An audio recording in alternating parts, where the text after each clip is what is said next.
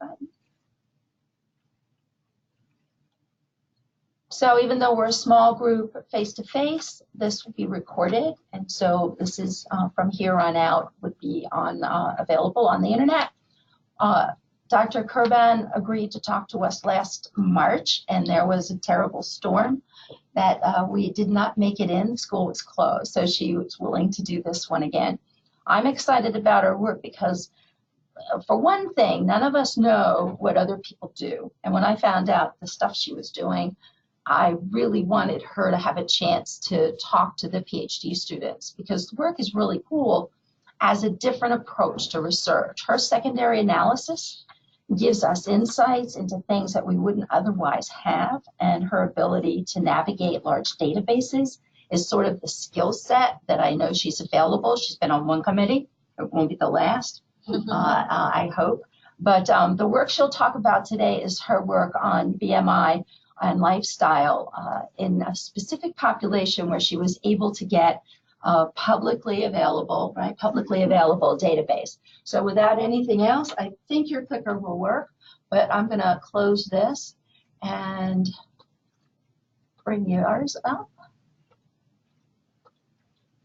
And Dr. Kuerban.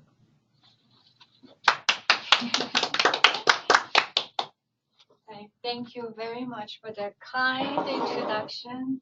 And I know this is being postponed by 9 months, and last time postponed because of the strong wind, and today we have strong wind again. That's right. There's a high correlation between That's and right. wind. But it's really my privilege, my honor to be able to be here to share my passion for this research topic. So I study Asian immigrants, looking at their basically looking at their overweight and obesity prevalence among Asian immigrants in the United States, and also incorporate some of their lifestyle features to try to explain to see if these factors would affect their BMI level. And I want to start with the reason that I'm interested in this topic. So I'm a nurse practitioner, so I see members in the communities all the time. So when I visit Asians, and I find they look healthy to me. I mean, compared with the general population, they look thin, they look fine, they look okay. But a lot of them do suffer from type 2 diabetes, fatty liver disease, high blood pressure, all these metabolic related problems, issues. So there's an inconsistency with the way they look and the actual disease that they have, okay? And also, on the other hand, when you look at the reports, research describing the prevalence of overweight, obesity, you always see them quite low, right? It's nobody, when we think about Asians, we say, what's the problem? They don't have problem with overweight, obesity, right? They seem okay. So this consistency there leads me to try to find out exactly why is that? In clinical picture, there are high prevalence of metabolic issue, disease, but they don't have this overweight, obesity problem, okay? And so I dig into some research, and I think the main reason here is really the standard we use. Okay, it's mainly because most of the research reports, they use this one-size-fits-all kind of standard. Use the same BMI cutoff for everybody, and if we use the same BMI cutoff for everybody different racial or ethnic backgrounds, we are gonna get an underestimated prevalence of overweight, obesity among patients.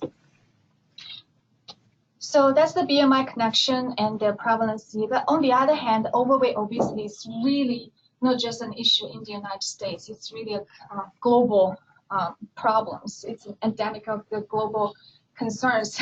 This morning when I was preparing, doing my last minute of preparation for this this little presentative talk, and I happened to click on the link by it's Lieutenant General Mark Hergen. He did a TED talk. He's saying obesity is a national security issue. That's his title. I don't think so. You know why? we have obese Chinese, obese to everybody. I don't think it's going to be a national threat to the national security of the United States because everybody globally overweight and obesity is a problem. And I also find this picture over here is it's actually a bar chart, right? It's an exaggerated bar chart. But here we see the two bars for, this one is America, this is China. So it's saying that the actual number of people who are overweight, obese, Chinese people is actually higher than the people from the United States. So if we're looking at the number per se, because people in Asia countries have a large base population, even though the percentage is low, but the number of people who facing these issues high. Okay. So back to some background of Asian immigrants. The dramatic increase of Asian immigrants is very significant. So compare with the 1980s, we have almost 5 times the increase of Asian immigrants. A majority of them are from South and East Asia, even though this is at the second number here. Second number here, but it's higher than percentage of foreign-born coming from South and East Asia is actually higher than the Mexico. Right? And majority of Asian immigrants are from Eastern Asia and from Eastern Asia and Southeast Asia. So these are the countries such as China, Japan, Korea, Vietnam, and India. And majority of them living in a few states. So we have the one in darker color are the ones with higher percentage of Asian population, foreign-born Asian population. Hello. So we have New York, New Jersey, Florida, Texas, and California. The data set, first the data set I used to explore the relationship of BMI in the Asian population is using the California Health Interview Survey data. So why I use California Health Interview Survey data? This is a population-based data set. So they use complex survey design. Therefore, the results we get from using this data set can actually accurately reflect the whole picture of the population in the California. It's not like any kind of convenience sample. It's very limited. You cannot generalize the result to the bigger population. So that's one. Secondly, they actually oversample some of the immigrants from some of the groups, such as Japanese, Vietnamese. This way, they increase the sample size of the Asian immigrants. On the other hand, with the Asian immigrants, the number sample size increase, the ability for us to use it to estimate the population number is also higher, okay, stronger in prediction. This data set the survey sponsored by a network of different organizations, government organizations and agencies. They post the sponsors every year. The last available data I have here is for the 2015. As you can see, most of these sponsors are government agencies. So we don't see the influence from the industry, big pharma company, things like that. So which is also protect the integrity of the data collection process. The survey they conduct for the Asian immigrants, if they do not speak English, if they request to use 6 of those languages, Asian languages, they can actually be interviewed by their native language, I think, which is also a big plus. Okay, that helps, increase the response rate, accuracy, validity of the sample. And this is public available data. Right? The one I used for this study is from 2017, and I just checked a couple of days ago. 2018's data set is available for download. So anybody can just create an account and apply, and they be able to download the data. for the research. For 2017, the total sample size is 13,920, but I need to do some modification in order for me to run my analysis. So I limited the BMI to 19 to 54. Okay. And the age group I defined to use only people aged from 40 to 65. Because BMI change is a curvy kind of relationship with age. As we get older, the BMI can go down. And also for the younger group, the BMI varies by many other factors. And the reason I want to start looking at people start from age 40 is also because a lot of time, age 40 is the time people start to go to their healthcare providers, start to getting more screenings done, and it's also the time, if they have at risk for chronic disease, this will be the time this disease will start to show up. So the group is from age 40 to 65. So after this elimination, I have a total sample of 5,160 individuals. The white is not here, but obviously my comparison group, the white is the highest, the group with the highest sample size, 4,655 to be exact. And I have a smaller group for native-born Asians, and another group is, my main focus group will be the foreign-born Asians. I have 371 together.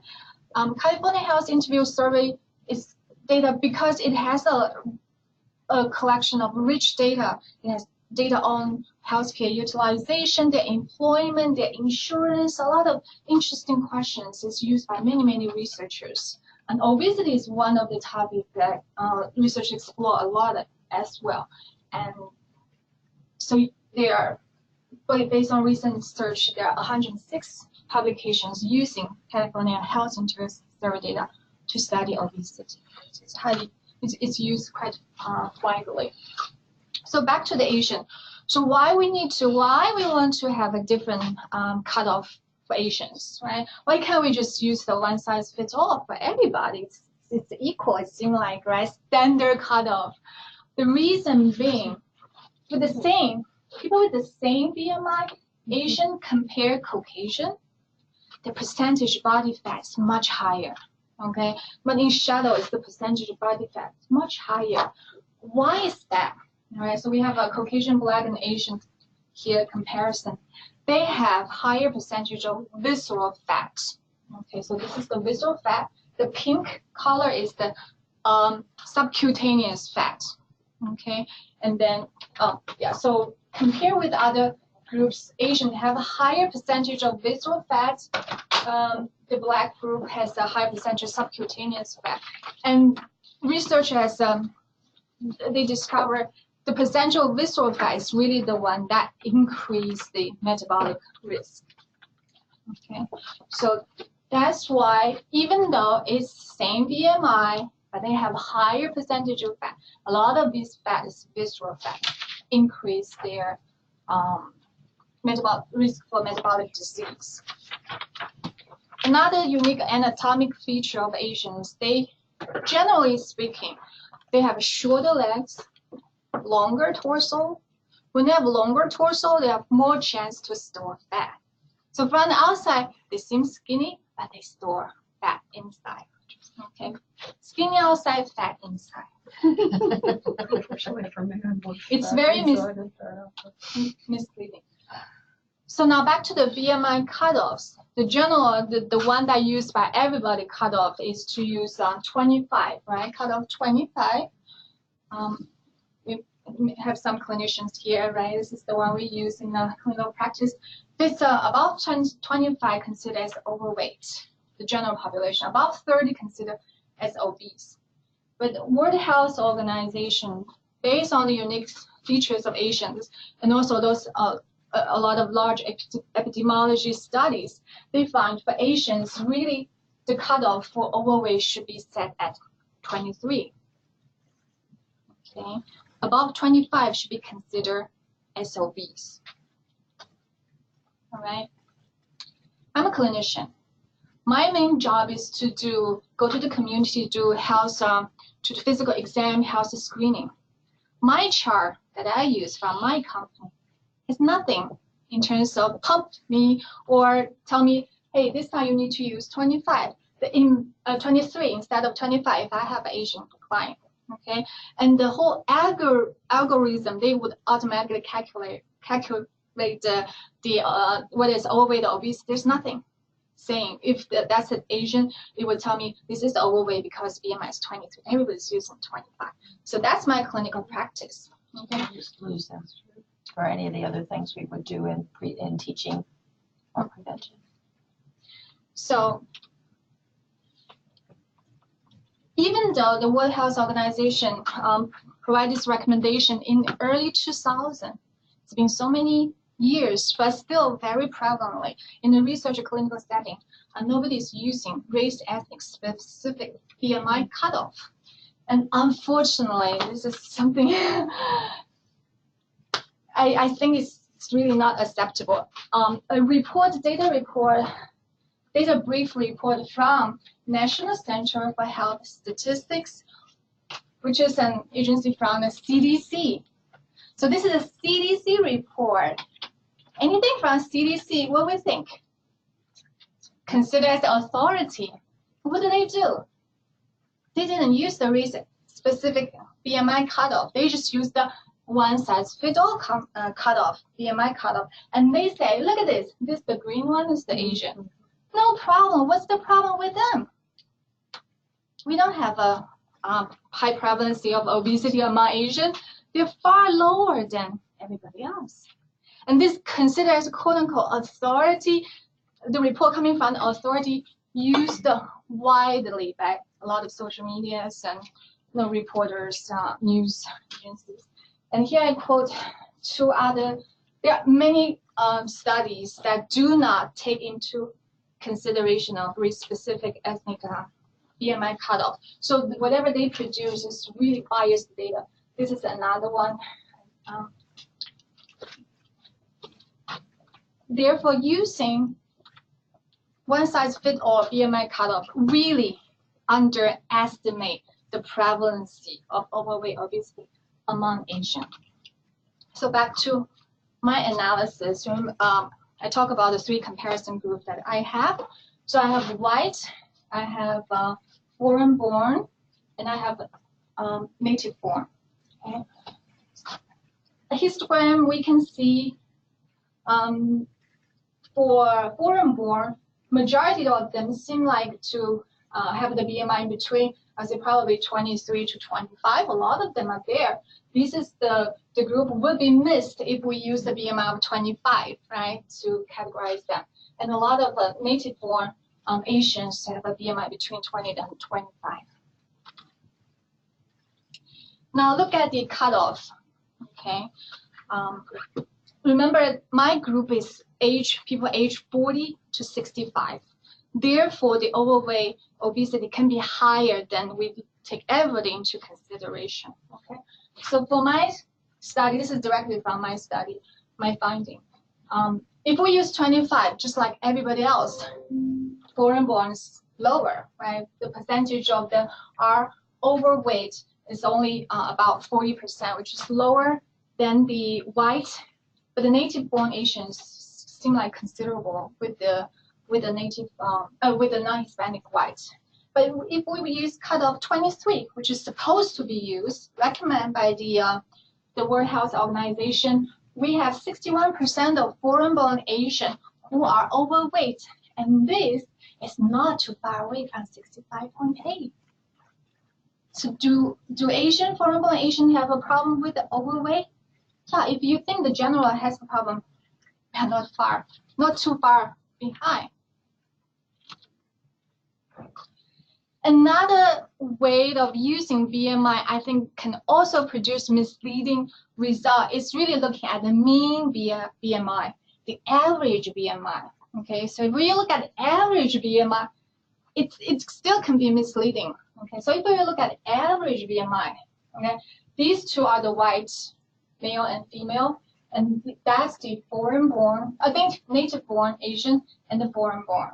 Okay, foreign-born seem much lower in terms of average BMI than the other two groups, but the native-born is not too far away from the general population.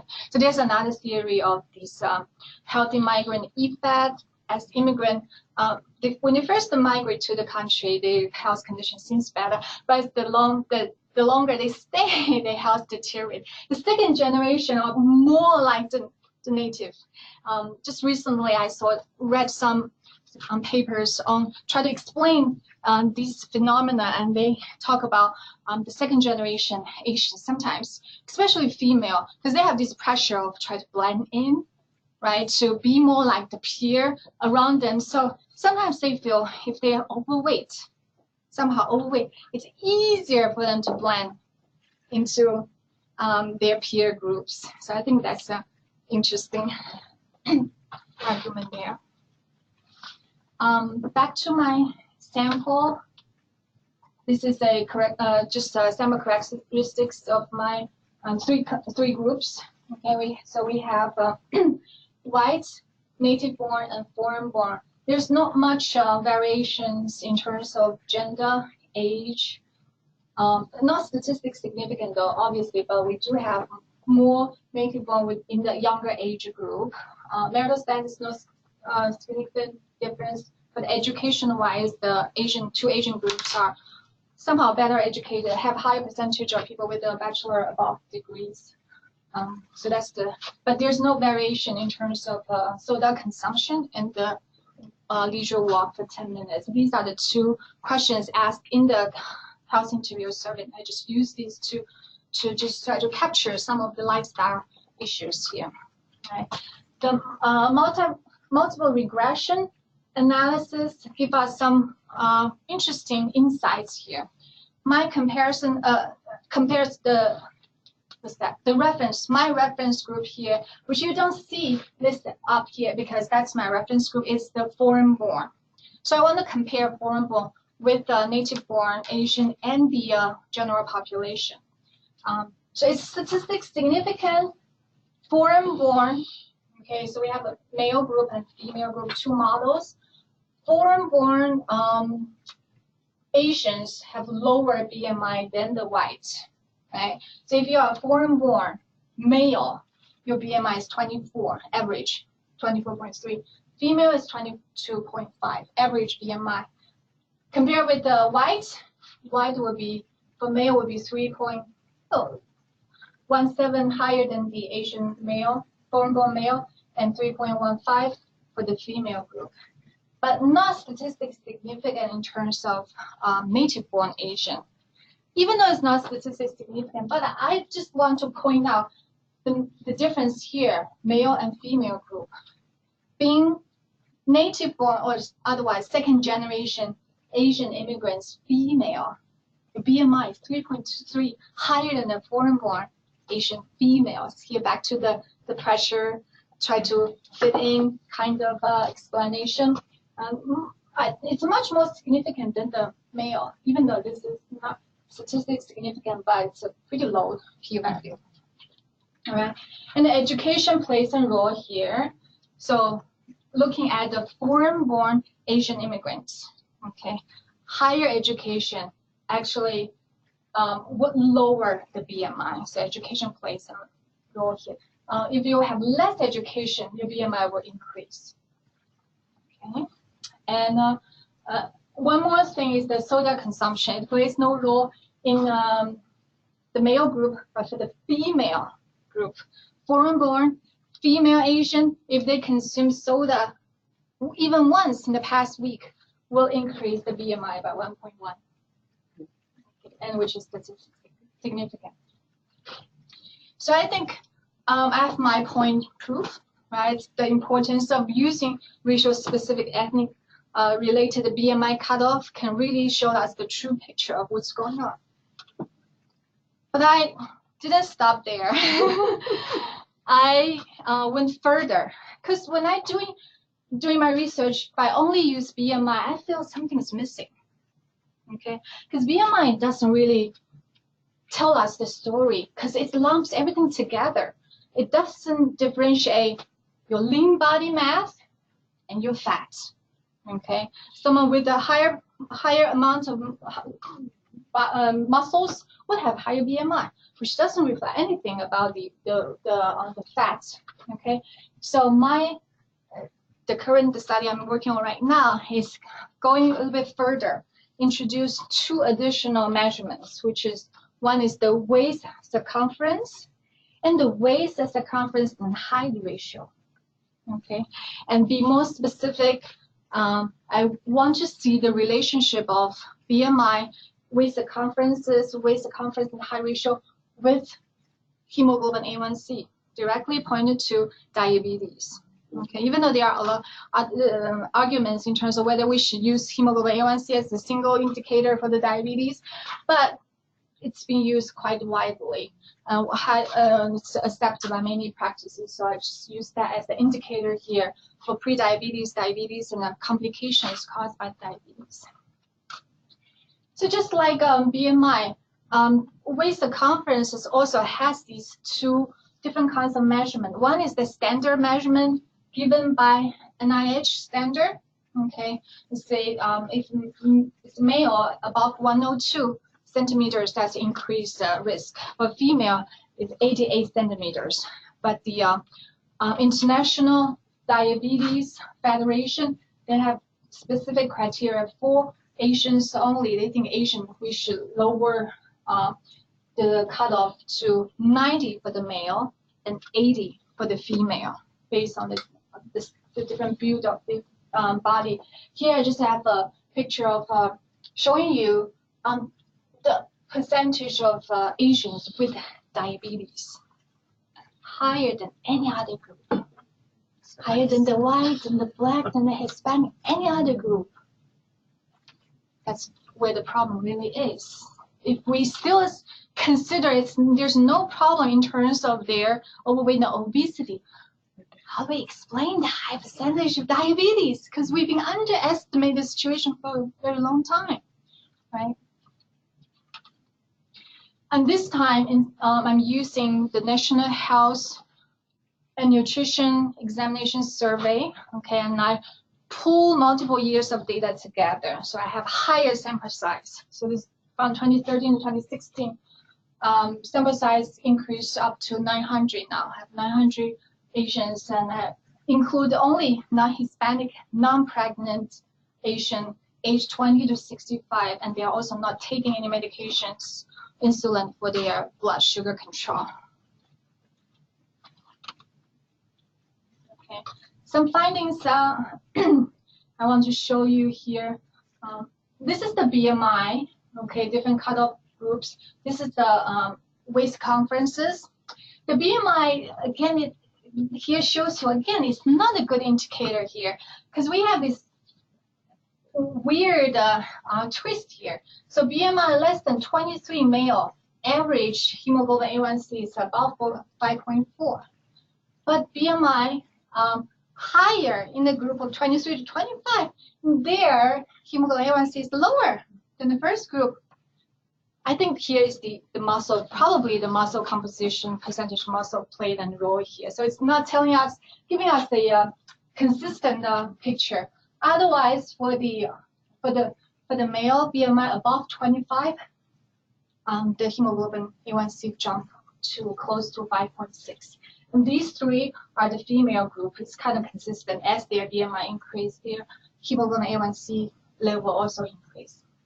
But if we use the waist circumference to look at Asians, the relationship with the hemoglobin A1C, it has this consistent trend. Okay, as the waist circumference increase, the hemoglobin A1C number increase as well. In terms of association of these 3 measures, okay,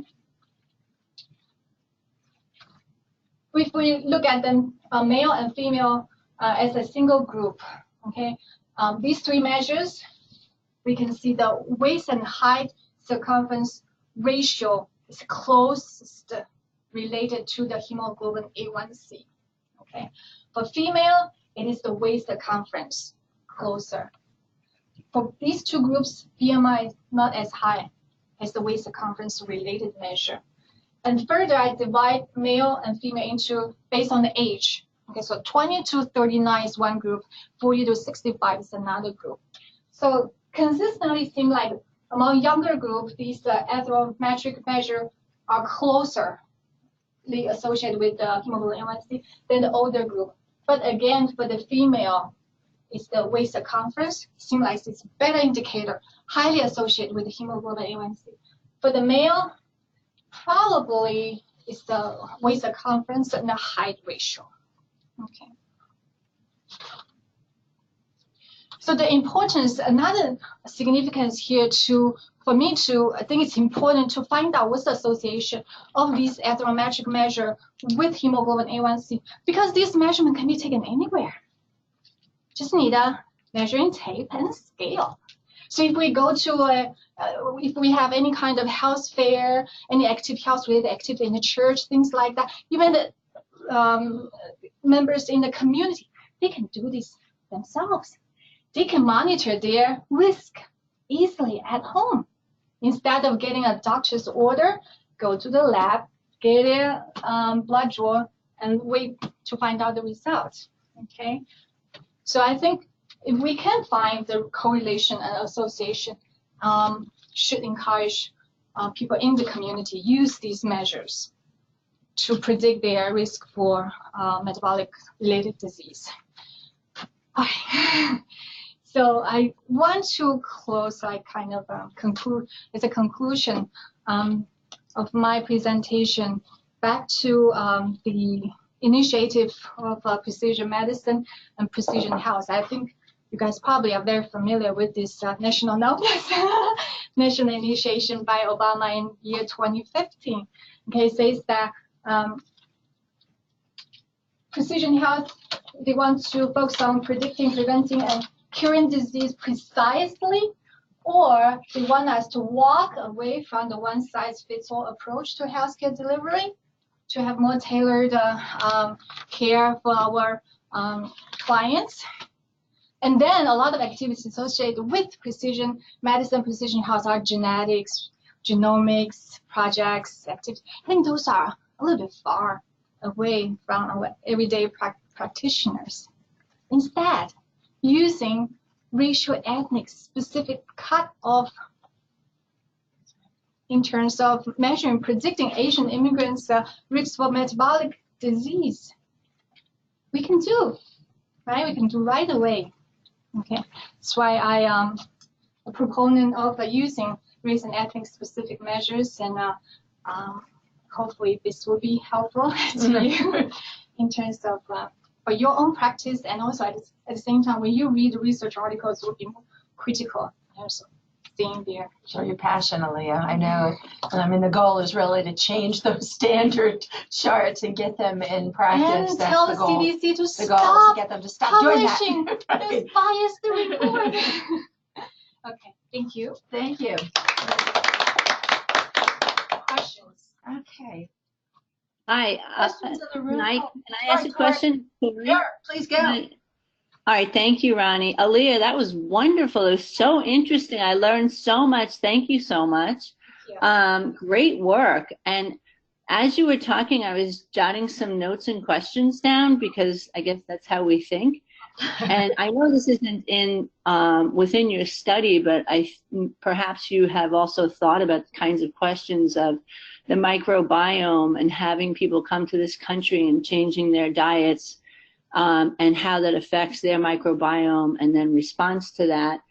And is there any research on Asians having a greater propensity to getting diabetes because of a genetic component or anything like that?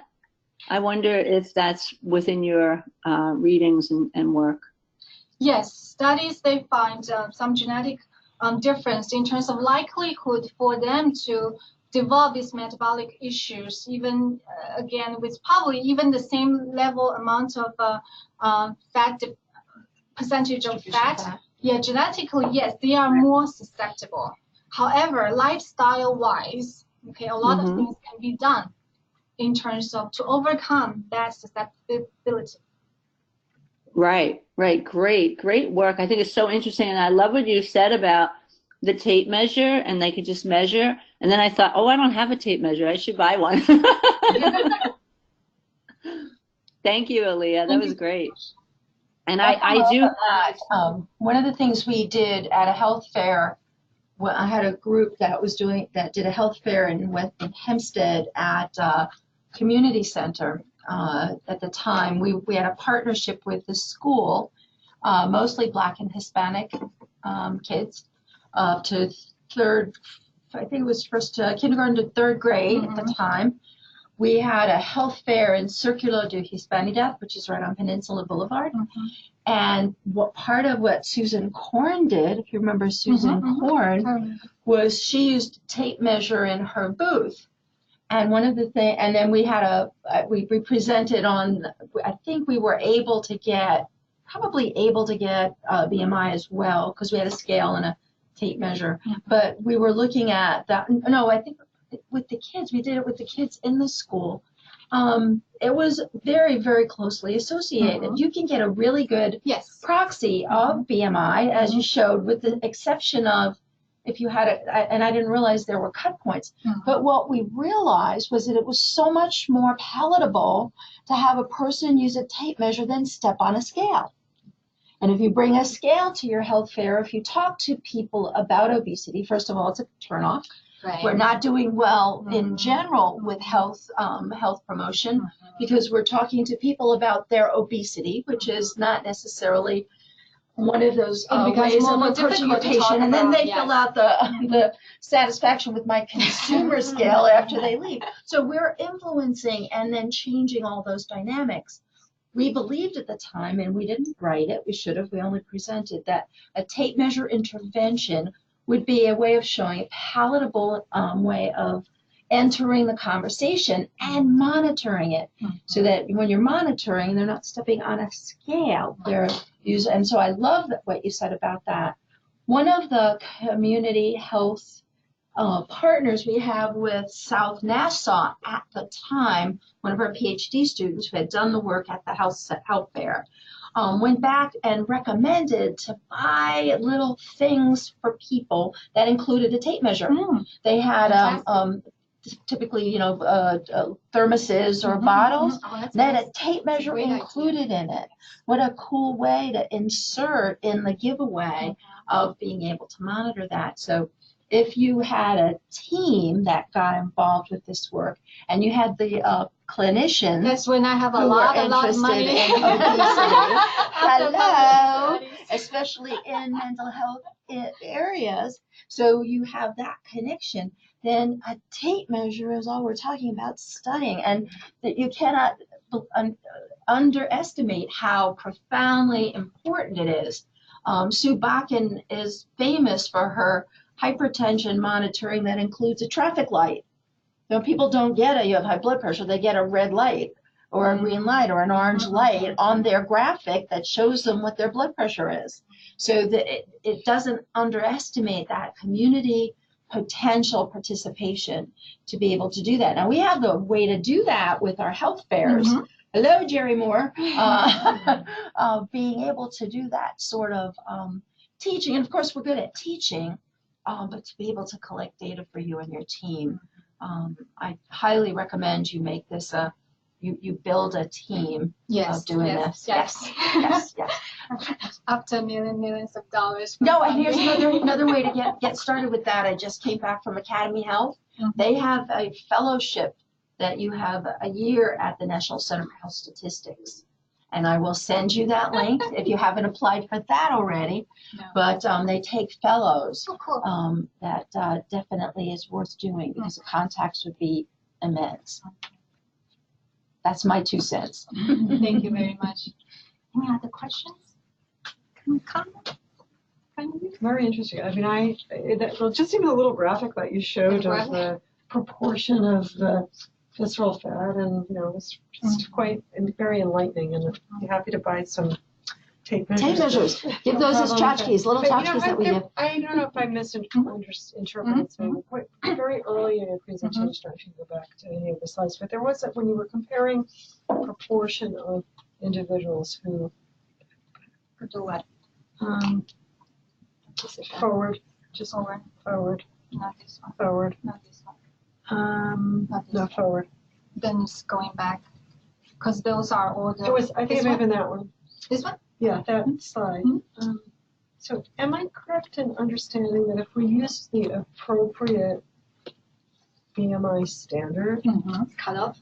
for native-born Yes. Asian individuals, that 81%? 81.2%. Isn't that profound? Higher. Isn't that profound? Obese, Overweight. This is overweight or obese. They are higher than the general I just, population. well, that struck me. That was like, that was frightening. That's a terrifying statistic. I mean, It you know, is. considering, you know, for non-Hispanic whites, we're talking about 66%. We're talking about 80%. And a lot of these, people remember the between sample 40 characteristics, and 60 a lot years of them old. are in the younger That's age group. horrifying. Yeah, because you said this sample is 40, Yes. age 40 to 65. And also a lot of these, compared with other group, they are more in the younger I group. just, that struck me almost more than the other you know, That's the other another- data point, which another was about issue. the That's why I foreign-born. went That's an into epidemic. read more That's a articles horrifying and research statement. on second generation Yes. native-born Asians, and I find, you know, all these discussions in terms of they try to blend in, and also they feel like if I eat more American food, I more assimilate. It's a way of acculturation. So yes, that's And that was, that's the particular. It is. That It just reaches the stood out to proportion me. of, like you said, of red flag epidemic, that you actually could get constituents agitated enough to say something. So I know, you know, this was pulled out of the California data. And it's a pretty robust sample.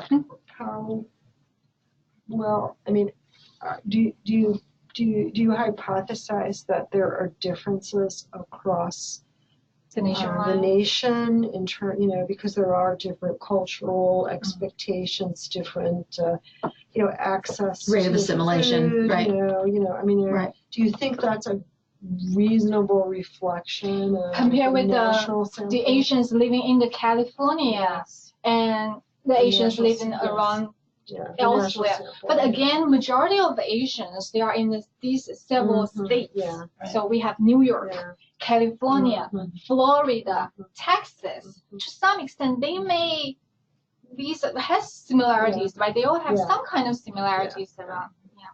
Another comments that I got feedback I got from the reviewer is really he's not happy that I lump a group all Asians together. He said you should really pay attention to the Koreans are different. difference. They are so Different. different. Fine chart. My argument is really okay.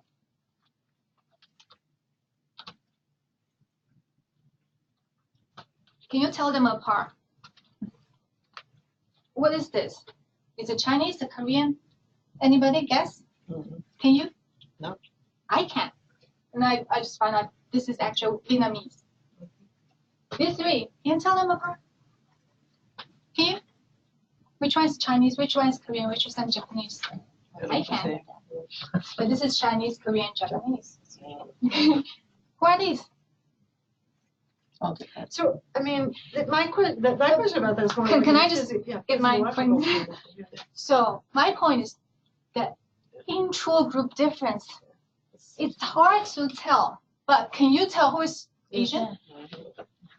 The intergroup is much easier. So before we go to desegregate them into those small groups, policy implication-wise, I think we still need to do some aggregate. So was his point that there are additional physiological as well as cultural? His argument, I understand where he's coming from. A lot of people, have that in their studies saying, well, they're all from different cultural, religious, political, dietary, maybe these all different backgrounds. There's so many Asian groups, so therefore we need to. But there's so many similarities. I mean, speaking from being Filipino, they might just my propensity genetics of being prone to having diabetes and hypertension, just in my genetics. But if you look at just Filipinos in general, they Filipino Americans or Filipinos that live in the Philippines, the vast majority of the things that they eat are fried, and they eat everything with rice. There's maybe probably all of the meals we eat rice with. So it's the diet and then bringing it over here and Americanizing that. So I could see how, it's a culture shift to actually be healthier. So, I mean, even speaking for myself, I know I have to decrease my carbs and work out more. And it's not so much for me. I know it wasn't so much the weight that I had to pay attention to. It was the measurement around in the middle. Exactly. Yeah. One of the things that I know is very hard to do, having tried to do it, is to tease out those subgroups, because it's always, you can get down to, and the idea of precision medicine is down right to the individual. Sure. So I will be with your argument that your proxy of a group aggregate isn't bad as to be able to start. But if you lump them together, the Asian population, majority eat rice, majority have the things that are the same. Diets, the things that are the same. And another reason I don't want to disaggregate them too much, also because I want clinicians use my study. Sure. Okay. So when you come to my clinic or come to your clinic, when you look at them, you are not going to try to figure out it's a Vietnamese or Korean or Japanese, so I can use different standards. No. They are more similar to each other than from other racial groups. Sure. So that's why I stick with my The passion's right. On the news last night, they were talking about obesity and how it's so prevalent. And so they said, well, we tried to do this and we put the calorie counts on everything now. So then they started interviewing people. So there was this petite little woman next to this morbidly obese woman, and they interviewed them. They were together when they stopped them. And they said, if you see the calorie count, does that have any effect on changing what you're going to eat? And the obese woman, the expression on her face, said it all, but she didn't respond. But the other woman said, no, I'm still going to eat whatever it is that I want to eat, regardless of that. And then they interviewed a couple of other people, and they said, well, we don't even look at it. And the other one said, well, I do look at it, and I may change things, but I still want to eat what I want to eat. I heard a snippet actually of the data, and they said that when the law was first implemented, the first year or so, the mean decrease in calorie intake was about 60 calories. And after 5 years, the mean decrease is 23 calories. So it hasn't been an effective public health intervention to change people's behavioral choices when it comes to that part of their diet, and that question about, I think if you look at, you're talking about overall in general, the World Health Organization has sort of made a statement that you can, for purposes of public health promotion, aggregate these people together, the various cultures and various backgrounds into one, to use a particular benchmark. And I think that's kind of the argument that you're making here. It makes perfect sense because some, so you can self-report your cultural background, and most of us, I don't believe, have ever had a clinician really ask us much about our cultural background, which even in the white non-Hispanic group can be vastly different in terms of physiology and background and so forth. And, so I think it's just an interesting point about the value in terms of public health measure versus the value, sort of like the statistical versus the clinical significance of this work.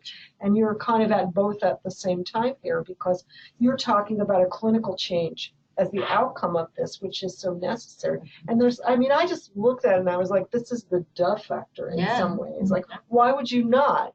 Seeing, you don't understand, but because we don't understand necessarily that particular physiological characteristic, which is about where you deposit your body fat and what that means. And that's what I was pointing out. I have a external intro. unfortunately.